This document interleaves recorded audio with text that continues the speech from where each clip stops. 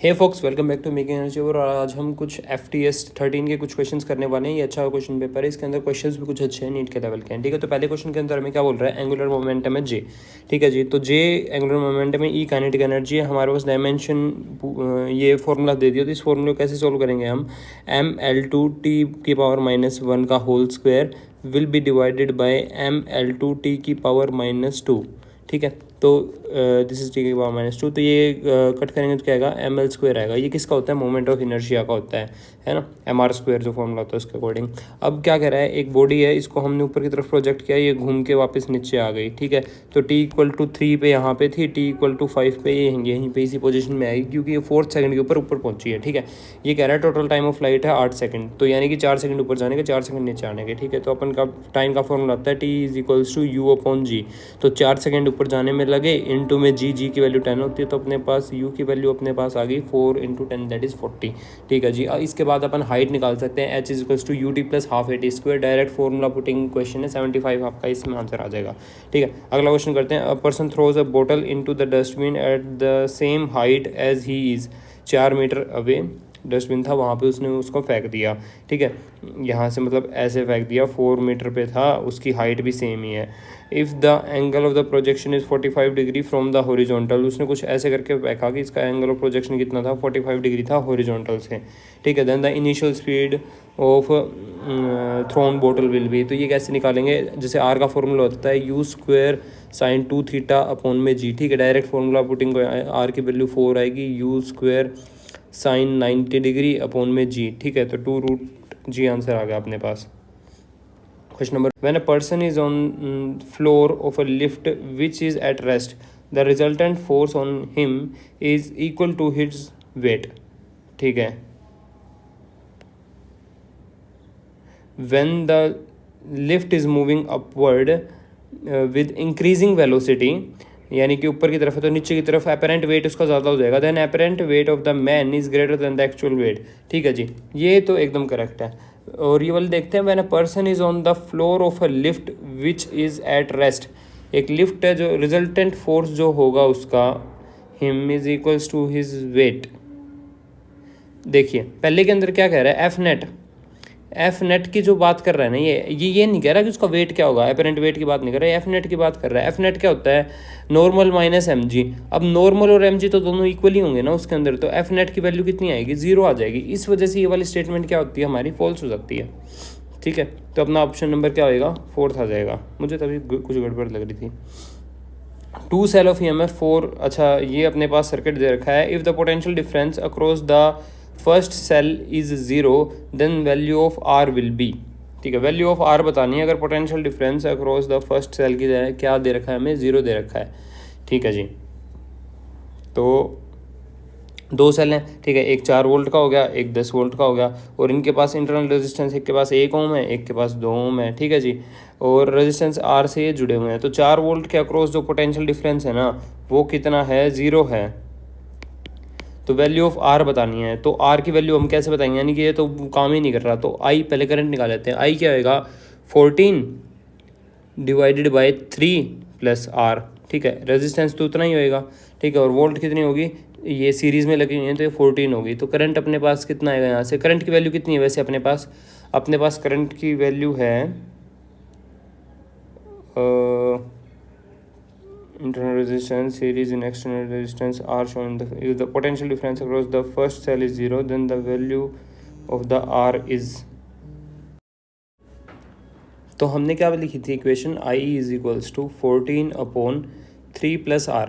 ठीक है, I की वैल्यू नहीं है, I कैसे निकालेंगे, हमें ये पता है कि इसके अक्रॉस पोटेंशियल डिफरेंस जो है वो 0 है, तो potential difference = 0, that means E - IR की वैल्यू कितनी है, 0।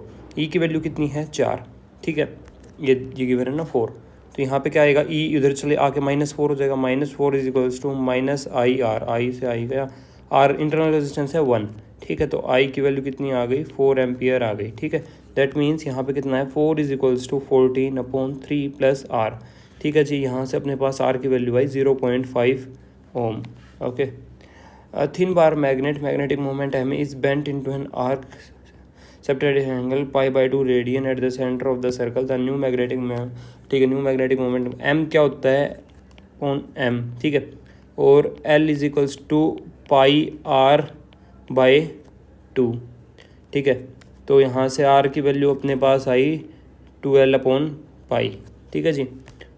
L इफेक्टिव कितना है नए वाले का, √2r आ जाएगा, ठीक है, इफेक्टिव L की वैल्यू, क्योंकि मोड़ दिया ना तो ये जो बनेगा इसकी वैल्यू आएगी √2r, ठीक है, इफेक्टिव L ये वाली लेंथ की, ठीक है जी। तो अपने पास आप आगे m का नया फॉर्मूला क्या आ गया, small m into L effective, ठीक है। तो ये क्या आ गया 2√2m/π, ठीक है जी, ये आंसर आ गया। 7th क्वेश्चन करते हैं। The 3 long straight wire conducting this for circular path है shown in the value of the B dot, phi निकालना है इसका, ठीक है, मतलब कि इसमें से फ्लक्स, तो फ्लक्स कैसे निकालते हैं, नहीं sorry, B dot D L की हमें इसकी वैल्यू निकालनी है, ठीक है। ये साइन होता है क्लोज्ड फिगर का, ओके सर। अभी इसके साथ क्या है कि इज इक्वल्स टू, ये क्या फॉर्मूला आता है, म्यू नोट आई इन, है ना, तो म्यू नोट 4 बाहर की तरफ 1, मतलब 1 बाहर की तरफ 4 अंदर की तरफ है, तो 4 - 1, ठीक है। तो म्यू नोट कितना हो गया, 3 म्यू नोट हो गया इसका आंसर,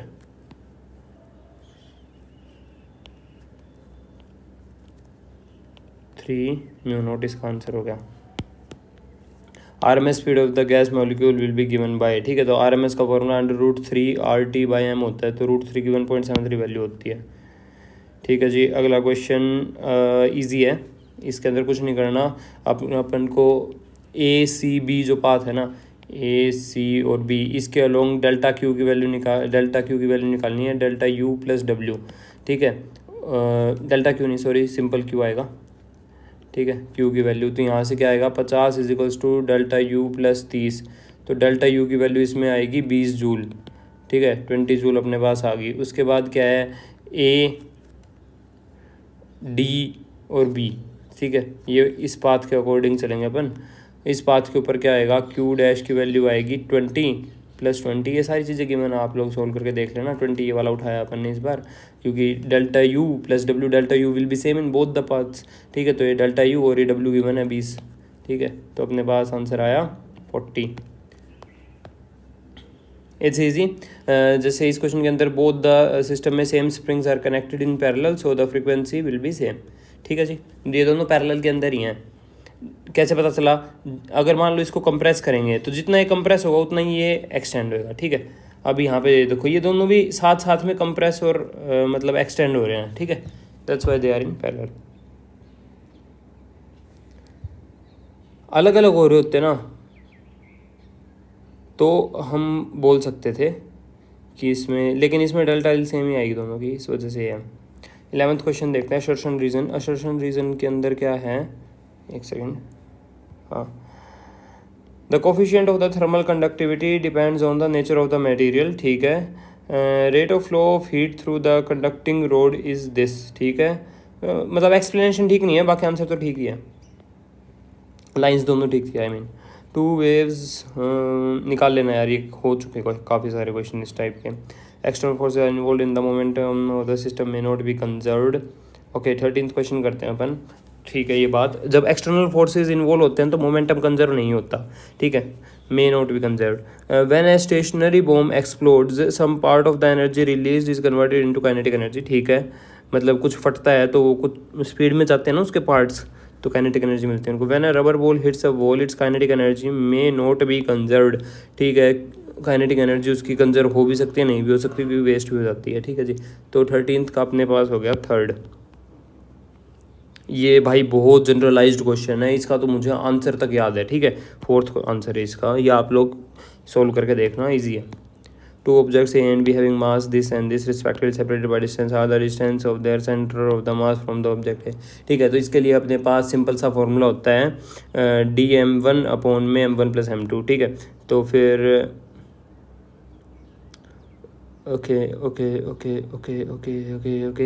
या फिर हम क्या लगा सकते हैं इसमें, m1r1 + में m2r2, ठीक है।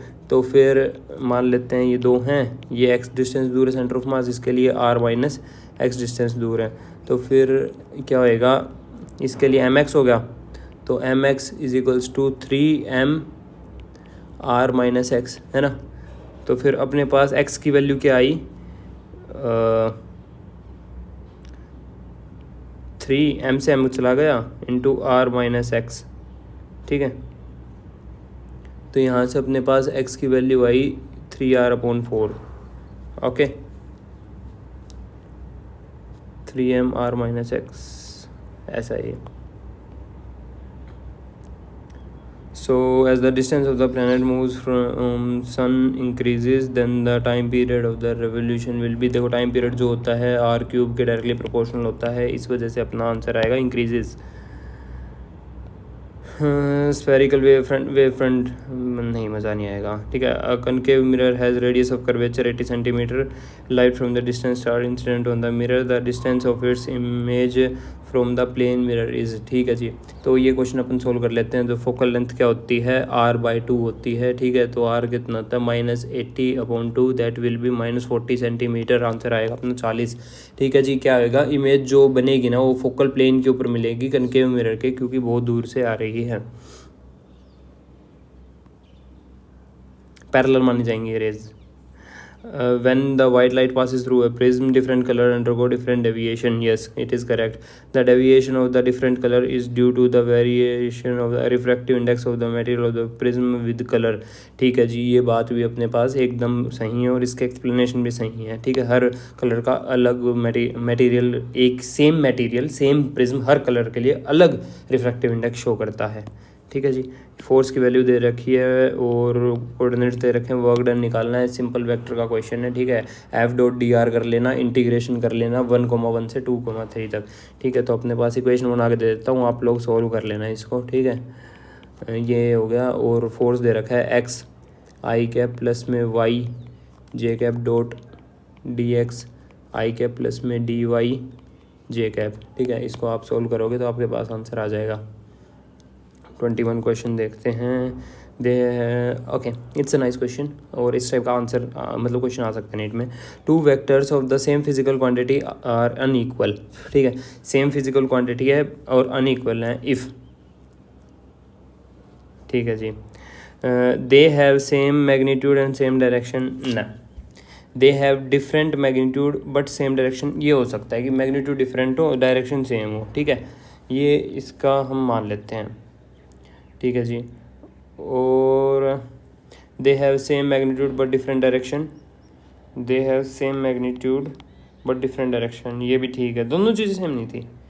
दे have different magnitude and different direction, ये भी ठीक है जी, ठीक है जी। तो अपने पास आया थर्ड ऑप्शन, ठीक है। क्या होता है, फॉर इक्वल वेक्टर्स, मतलब for equal vectors magnitude and direction जो होती हैं सेम होनी चाहिए।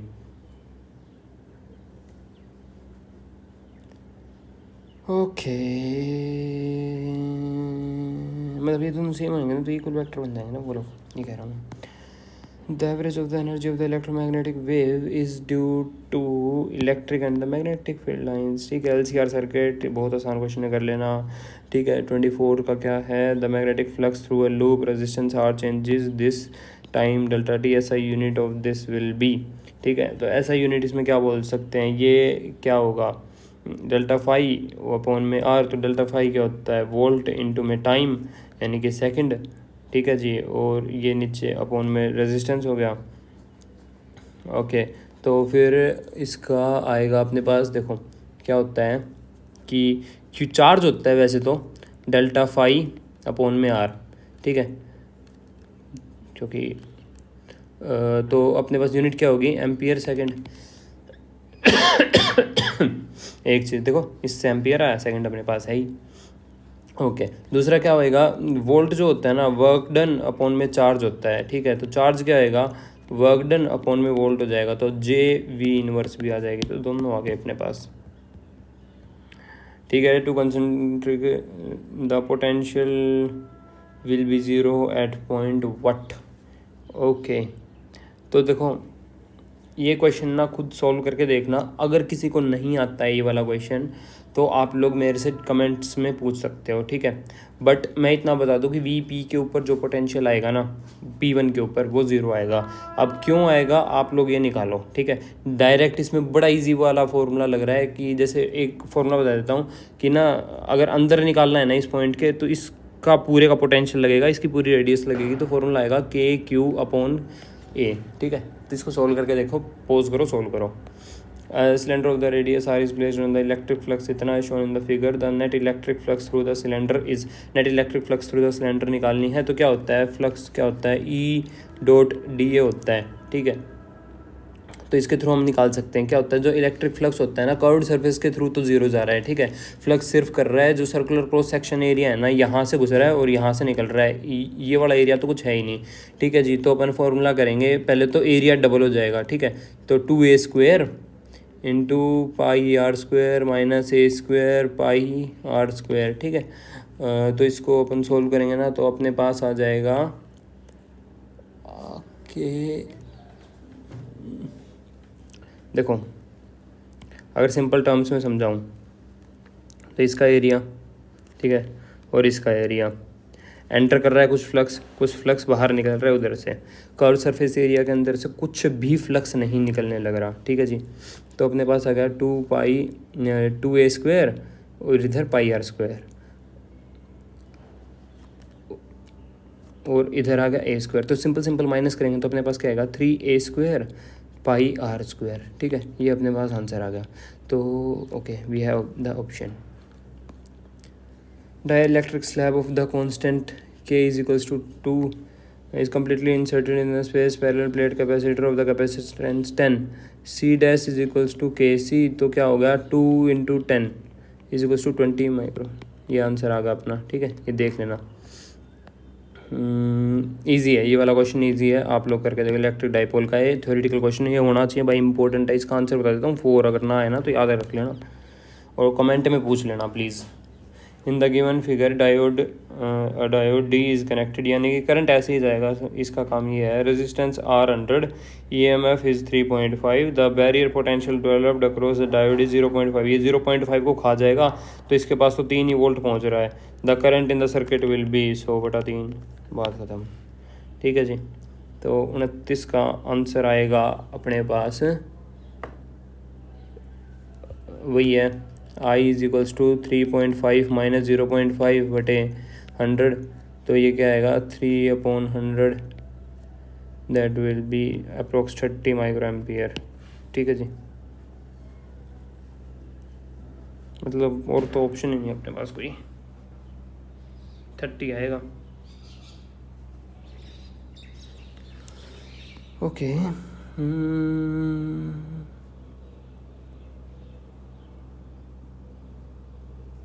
ये उल्टा लिख दिया, सॉरी, 3/100 ना, देख लेना। The ratio of the minimum to maximum wavelength of the radiation emitted in the electron ground state of the Bohr's, ठीक है जी। ये आपको पता होना चाहिए। जो ये वाला क्वेश्चन है ना, ये याद करने का क्वेश्चन है, क्योंकि डायरेक्ट नीट के अंदर आ सकता है, सेम लाइन के साथ आ सकता है। तो lambda minimum by lambda maximum जो होता है 3/4 होता है when it is about electron to ground state, ठीक है। मिनिमम और मैक्सिमम क्या है, इलेक्ट्रॉन जब ग्राउंड स्टेट में हो भोर के हाइड्रोजन में, तो क्या होता है, lambda minimum upon maximum is 3/4। Learn it. वैसे फॉर्मूला होता है R इज इक्वल्स टू 1/1 का स्क्वायर, 1/n² माइनस 1/n2 का स्क्वायर, ठीक है ना। ये अपना फॉर्मूला लगेगा, इससे निकाल लेना। ये लैम्डा मैक्स का है, लैम्डा मिनिमम के लिए ये इन्फिनिटी का स्क्वायर हो जाएगा 2 स्क्वायर की जगह पे, ठीक है। ये क्वेश्चन इजी है। R is equals to R0 A³ 1/3 वाला फॉर्मूला लगा लेना, आ जाएगा। अगला क्वेश्चन है, selective impurity is doped with semiconductor, the conductivity of the semiconductor will be, ठीक है। तो वो क्या करेगी, इंक्रीज कर जाएगी। जब इम्प्योरिटी के साथ डोप की जाती है ना तो इंट्रिंसिक सेमीकंडक्टर की, तो फिर कंडक्टिविटी क्या होता है, बढ़ती है अपने पास, ठीक है जी। अगला question, for electric experiment frequency incident nu speed of the first electron emitted, इतनी स्पीड से निकला है। The frequency incident change to 4 nu, the speed of the first electron will be. तो इसके अंदर अपन फॉर्मूला लगाएंगे कि जो h न्यू है ना वो half m v square plus five के इक्वल है, ठीक है। तो इसकी दो इक्वेशन बना लेना, एक तो जो न्यू फ्रीक्वेंसी डल रही है, एक 4 न्यू डल रही है, ठीक है। उसको डिवाइड करेंगे और निकाल लेंगे ना, तो अपने पास आएगा जो V2 है ना वो ट्वाइस ऑफ V1 से ज़्यादा है, ठीक है जी। तो अपने पास आंसर आएगा 3। The maximum kinetic energy of the emitted electron does not depends upon intensity of the incident photon के ऊपर कुछ भी डिपेंड नहीं करता है। मैक्सिमम काइनेटिक एनर्जी जो होती है फ्रीक्वेंसी के ऊपर और वेवलेंथ के ऊपर डिपेंड करती है, इस इंटेंसिटी के ऊपर नहीं करती, ठीक है जी। साउंड वेव दे रखा है तो इसके थ्रू ना हम क्या निकाल लें, पहले तो ओमेगा 1 निकाल लें। क्या दे रखा है 1020 पाई, ठीक है। और ओमेगा 2 की वैल्यू कितनी दे रखी है 1004 पाई, ठीक है। तो इससे फ्रीक्वेंसीज निकाल लेंगे और फिर दोनों फ्रीक्वेंसी को माइनस कर देंगे तो अपने पास आंसर आ जाएगा, ठीक है। 8 आंसर इसका। The equation of the SHM दे रखे है, टाइम पीरियड निकालना है, ठीक है। तो इस इक्वेशन से टाइम पीरियड कैसे निकाल सकते हैं हम, ठीक है। इस इक्वेशन को d2x/dt² जो है ये -ω²x के इक्वल होती है, ठीक है। तो d2x/dt² is equals to -9x, ठीक है। तो इसको सोल्व करेंगे तो ओमेगा की वैल्यू कितनी आएगी, √9 आएगी यहाँ से, ठीक है जी। इतना सबको समझ में आया। ये पहली बात, स्क्वायर के लिए हमने √ किया है यहाँ पे, ओके। तो ओमेगा की वैल्यू कितनी आई यहाँ पे 3, तो टाइम पीरियड कितना आया 2π/3 सेकेंड्स, ठीक है, ओके। तो हम आगे चलते हैं, बस हमने इस इक्वेशन से ओमेगा की वैल्यू ही निकालनी थी, बात ये है।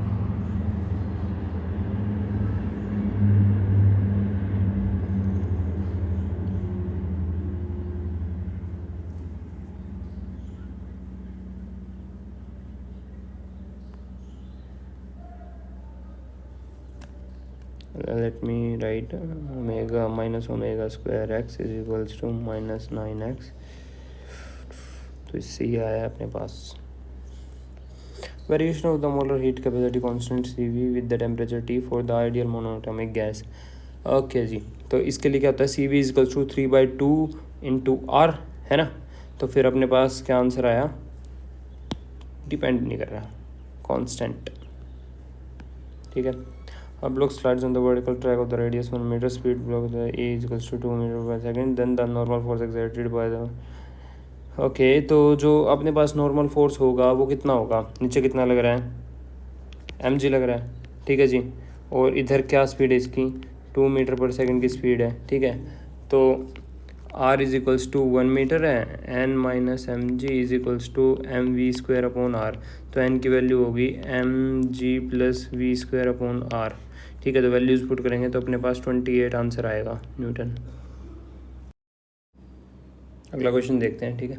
सैटेलाइट के बारे में कर रहा है कि ना move along elliptical path around the earth, its areal velocities. Areal velocity पहली बात कांस्टेंट रहती है, ठीक है। दूसरी चीज़ अपने पास एरियल वेलोसिटी का जो फॉर्मूला होता है ना d/dt, वो क्या होता है L/2m के इक्वल होता है, ठीक है। तो L क्या होता है mvr, है ना, और अपॉन में 2m, तो ये गया। तो फिर dA/dt किसके इक्वल आया Vr/2, ठीक है। तो यानी कि ये मास के इंडिपेंडेंट है, अपने पास ये पता चल गया, ये अपना ऑप्शन आ गया, ठीक है। ये यार यंग्स मॉडुलस का डायरेक्ट फार्मूला बेस्ड क्वेश्चन है, ठीक है। W is equals to ½ kx², ठीक है। तो ½ × AY/L x², ठीक है। ये अपने पास आंसर आ गया, यानी कि थर्ड ऑप्शन आ गया। ये क्या कह रहा है कि लेंथ L है, ए एरिया है, तो वर्क डन बताना है, स्लोली किया जाए वायर को स्ट्रेच करने के लिए, x अमाउंट तक वायर को स्ट्रेच करना है, उसके लिए वर्क डन बताना है। तो ½ kx², वो ये ½ mv² वगैरह वाला फॉर्मूला होता है ना, वही सेम सिस्टम है, ½ kx²। ये पोटेंशियल का जो फॉर्मूला होता है ना उसकी तरह ही। Okay okay okay okay.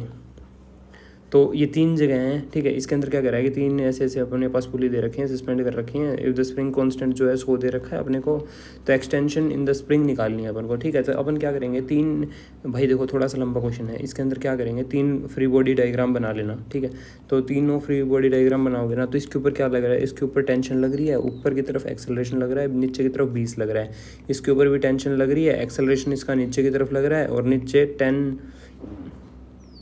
की तरफ एक्सेलरेशन लग रहा है, ऊपर की तरफ टेंशन लग रही है, और नीचे की तरफ इसके पास क्या लग रहा है, इसका जो वजन है 10 न्यूटन, प्लस में के एक्स लग रहा है स्प्रिंग की वजह से जो फोर्स लगेगा, ठीक है। इसमें क्या है 30 नीचे लग रहा है और ऊपर क्या है स्प्रिंग की वजह से एक के एक्स फोर्स लग रहा है, ठीक है, ऊपर की तरफ, और ये एक्सेलरेशन इसका नीचे की तरफ है, ठीक है। इन सब की तीनों की इक्वेशन करना, इसको इक्वलाइज करो इक्वेशन को, इस इक्वेशन को इक्वलाइज करो, इसको इक्वलाइज करो, आपके पास आंसर आ जाएगा, ठीक है जी। पोजीशन टाइम ग्राफ दे रखा है particle, the instantaneous velocity of the particle is negative eight which point, ठीक है। तो देखो इसका ये बन गया, इसका ये स्लोप बन गया, इसका स्लोप ये बन गया और इसका स्लोप ये बन गया, ठीक है। तो अपने पास किसका स्लोप सबसे अलग है, पहली बात तो ये देख लो भाई, सिर्फ इसका अलग है तो आंसर आ गया पहला, ठीक है। दूसरी बात ये कह रहा है कि इंस्टेंटेनियस वेलोसिटी पार्टिकल की नेगेटिव है, यानी कि पार्टिकल क्या हो रहा है, नीचे की तरफ जा रहा है, ठीक है जी। तो हमें कैसे पता चलेगा, जिसका स्लोप नेगेटिव होगा ना, ठीक है, उसका अपना आंसर आएगा इंस्टेंटेनियस, मतलब जिसका स्लोप नेगेटिव उसकी वेलोसिटी नेगेटिव, यानी कि वो नीचे की तरफ जा रहा है, ठीक है। एक बात ये, और दूसरी बात कि सबसे अलग स्लोप है, इसलिए हम ऐसे एलिमिनेट करके भी आंसर लगा सकते हैं। Piston of cross sectional area hydraulic pressure exerts the force दे रखा है, ठीक है। और ये कह रहा है दूसरा वाला जो पिस्टन है सपोर्ट्स एंड ऑब्जेक्टिव मास इतना मतलब भारी, बहुत ज़्यादा भारी मास को सपोर्ट कर रहा है, तो ऐसा कैसे पॉसिबल हो रहा है, ठीक है। तो अपन के पास जो फोर्स होता है F1/A1 is equals to F2/A2, ठीक है। तो यहाँ पे जो F2 की वैल्यू होती है ना वो mg के इक्वल होती है, ठीक है। इनमें अपन वैल्यूज़ को पुट करेंगे तो अपने पास आएगा 6 × 10⁻², ठीक है जी। ये डायरेक्ट फॉर्मूला है, ये याद होना चाहिए, अच्छा क्वेश्चन है, इंपॉर्टेंट क्वेश्चन है, नीट टाइप क्वेश्चन है, ये आ सकता है। An insect moving in a circular path of a radius 25 centimeter moves steady, completes 7 revolution in 44 seconds. What is the magnitude of the acceleration of its motion? ठीक है जी। तो simple सा बात है कि ना अपने पास ओमेगा एक तो दे रखा है 2π/t से हम ओमेगा निकाल लेते हैं। क्यों निकाल रहे हो सर ओमेगा, क्योंकि देखो अपने को पता है कि सेंट्रीपिटल एक्सेलरेशन होता है ना ओमेगा² होता है अपने पास, ठीक है ना। तो ओमेगा की वैल्यू 2π/t से हम निकालेंगे कि 2π × 7/44, ठीक है जी। ये होपफुली आप लोगों को समझ में आएगा कि 44 सेकेंड टाइम है अपने पास, 7 रिवोल्यूशन उसने ली है, इसलिए 7 से इसको हमने मल्टीप्लाई कर दिया, ठीक है जी। 44 सेकेंड्स, या फिर हम क्या कर लेते टाइम पीरियड एक उसका निकाले, 7 रिवोल्यूशन 44 सेकेंड्स में, तो एक रिवोल्यूशन 44/7 में, इस वजह से 7 ऊपर चला गया, ठीक है जी। तो ओमेगा की वैल्यू अपने पास यहाँ से आती है 1 रेडियन पर सेकेंड, ठीक है, क्योंकि पाई को हमने 22/7 लिख दिया इस वजह से। फिर अपने पास यहाँ से फॉर्मूला बनता है कि ओमेगा का स्क्वायर इंटू में आर कितना 25 सेंटीमीटर, 25/100, तो क्या है 0.25 अपना आंसर आ गया, ठीक है जी। Hydraulic lift works on the basis of Pascal's law, यानी कि जो एक सेम लेवल के ऊपर सेम फोर्स लगेगा, ठीक है। तो इसका एरिया कम कर दिया, इसका एरिया हमने बढ़ा दिया, ठीक है जी। तो यहाँ पे क्या हो रहा है मतलब कि ज़्यादा, मतलब हम हैवी वेट को यहाँ से उठा सकते हैं, सेम लेवल के ऊपर प्रेशर सेम लगेगा, not force, sorry, pressure same होगा, तो हम प्रेशर इक्वलाइज कर देते हैं, जैसे कि यहाँ पे किया था हमने F1 फोर्स/एरिया इज प्रेशर, तो प्रेशर को हमने इक्वलाइज कर दिया। Thank you so much for watching make an achiever, और please do comment to ask the questions अगर आपको कोई समझ में नहीं आया है तो। और अगला क्वेश्चन हम इंटेंसिव सीरीज़ का डालेंगे एक, ठीक है। ये अच्छा था, मुझे फिजिक्स वाला से अच्छा ही लगा, इसलिए डाल दिया। एक फिजिक्स वाला का भी मैं डालूंगा, आई थिंक संडे को कर दूंगा, कोई अच्छा सा क्वेश्चन पेपर देख के। मैं अभी सर्च करने की कोशिश में हूँ, कोई अच्छा सा मिल जाता हूँ। So thank you so much, और please do subscribe, and please इसको आप लोग शेयर करो यार, शेयर करोगे जैसे जैसे आपके दोस्तों को पता चलेगा तो मैं भी ग्रो करूँगा, मेरे को मोटिवेशन मिलेगी। और लाइक भी कर सकते हो अगर आप चाहो तो, उससे मोटिवेशन मिलती है।